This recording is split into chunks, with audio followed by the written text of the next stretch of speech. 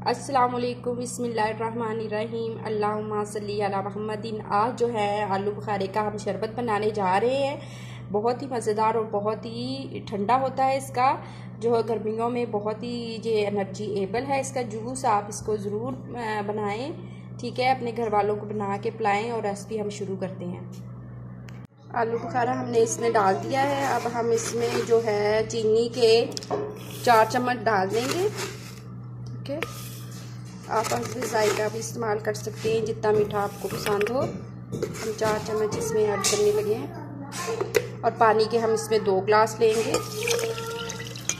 इसकी तसीर बहुत ही ठंडी होती है गर्मियों में। ये जो शरबत है आप ज़रूर इस्तेमाल करें, खून भी पैदा करता है ये।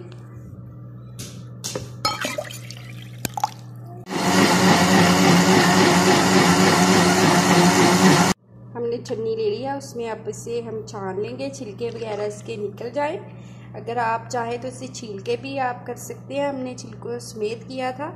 इस तरह से छान लेंगे, इजी से निकल जाएंगे, ठीक है। इस तरह से हमने छान लिया, ठीक है। अब हम इसे गिलासों में डालते हैं। बिस्मिल्लाहिर्रहमानिर्रहीम।